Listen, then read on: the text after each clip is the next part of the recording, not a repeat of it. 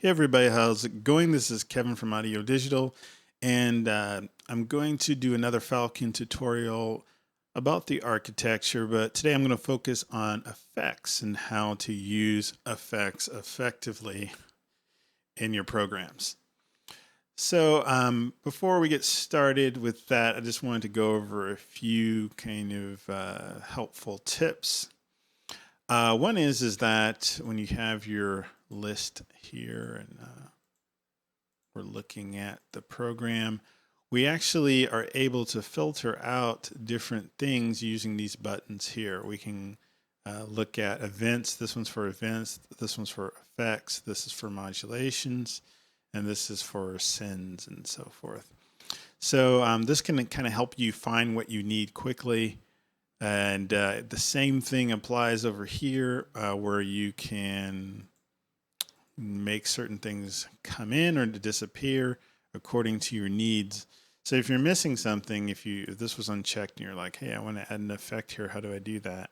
Just check over here and see if it's not unchecked. Also, this inspector here is pretty nifty. If you're wondering how you can name your different key groups, if you click here, you can name it whatever you want, and then that will show up in your tree view here, and you can kind of tell where you are a little better.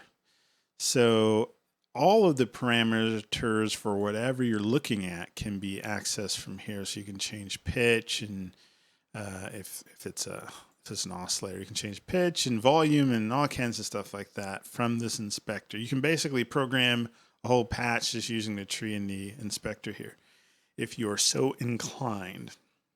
So let's get to effects. Now, let's listen to this rather boring patch here again, and it has no effects in it. But again, we have layers, and we have the ability to add multiple effects at the same time if we have multiple selections. So all of the things with modulation pretty much apply here, but it's a little bit different, and we'll get to that. So let's go ahead and add a new effect. Let's add a filter at the program level. Let's use this expand filter. We can modulate it if we assign an LFO. We can do that sort of stuff. And that's pretty expected. But what I want to draw your attention to here is that this is actually a single filter. Here it is in the tree view. And that's all we added. We just added a single filter and that's it. We could also, I'm going to turn this one off. We could also add a filter at the layers level. And let's go to our filter. Sorry. Here we go. So, same story. But again, we've added two filters here, not just one. So if we go into an individual key group, into an individual layer, we can see that the filter's right here. And in this layer, it's right here. And if we separate them, like if I turn this one all the way up, it's not affecting the other layer. So that's pretty straightforward why you'd want to do that. Maybe you want to filter one layer and you don't want the other one, or you want them to be slightly askew or whatever. You can do that sort of thing. Now, when we get down to the key group level, things get a little bit different. And let's focus on this first layer. I'm going to mute this one. And I'm going to turn off this filter. So let's look at the stack filter here. I meant the stack oscillator. So when we add, actually I'm going to look at this sign one. When we add filters at the key group level, it's a little bit different. When I add one, like, okay, so if I play a single key, it plays one oscillator. I'm going to even turn this one off. We're just going to deal with this one analog oscillator here for now. So when I play a single note, it plays a single oscillator. When I play two notes, it plays two oscillators, 3, 3, and so forth, right? So that's important to understand because when we add a filter at the key group level, we're actually adding an effect. When we add an effect at the key group level, we're adding one effect for every oscillator that plays back. So if I come in and I'm going to add a drive, I'm going to add a drive right here. So let's turn it up. So I basically turned that sine wave into a square wave. And if I play a chord,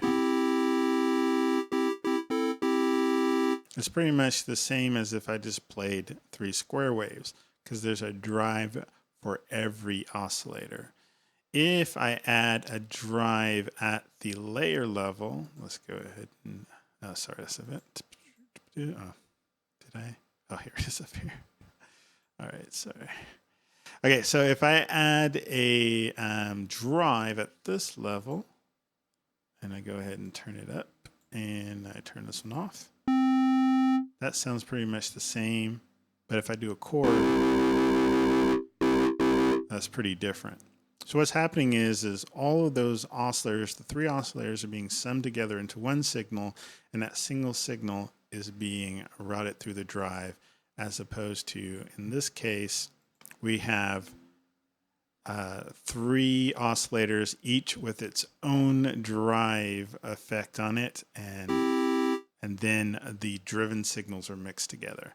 So as you can see, that's going to give us a very different sound. This sound is more like when you're playing a guitar through an overdriven amp. You're playing, 6 strings, and that's being all summed together through one cable, and then that signal is being overdriven, and you get that kind of conflict between the notes happening. But when you're just doing one effect for each key, like basically if you were to somehow split out the signals from each of the strings and put them through their own amps, you'd get a more coherent sound. You wouldn't get that dirty kind of, crazy, harsh sound that you get when you really overdrive an amp.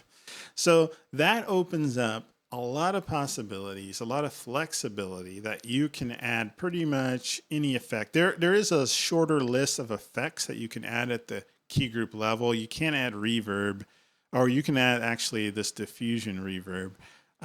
You can add modulators, but even what you can add gives you a great deal of flexibility. One that I've been enjoying a lot is the wave shaper. So let's add the wave shaper here. And again, our oscillator is just a sine wave. And I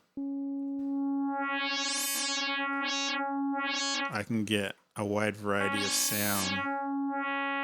And when I play a chord, it's not distorted and all crazy as if it would be if I were to add that. If I had a wave shaper at this level, wave shaper defaults. I turn this one off. I play a chord. It gets pretty disgusting pretty fast. But at this level, it is basically a wave, like a wave shaping tool. It literally is a wave shaping tool, but it allows you to do wave shaper synthesis. And you have a bunch of different algorithms here you can use to get different sounds. You can modulate the amount and so forth. So it really does open up a whole new realm of sound, a whole new form of synthesis, because they allow you to put in effects at this level. And of course, if you want an overdriven guitar type sound, you can add it to layer or to the program level and get that sound as well. So what this means for you is you have a lot of flexibility. You can pretty much create whatever you can imagine, and you can be exploring this synthesizer for, a very, very long time and still not exhaust its sonic palette. So I hope that helps you understand the effects a little better, and I hope you're able to use this to make some awesome music. So thanks again, guys, for watching, and enjoy being creative. Bye.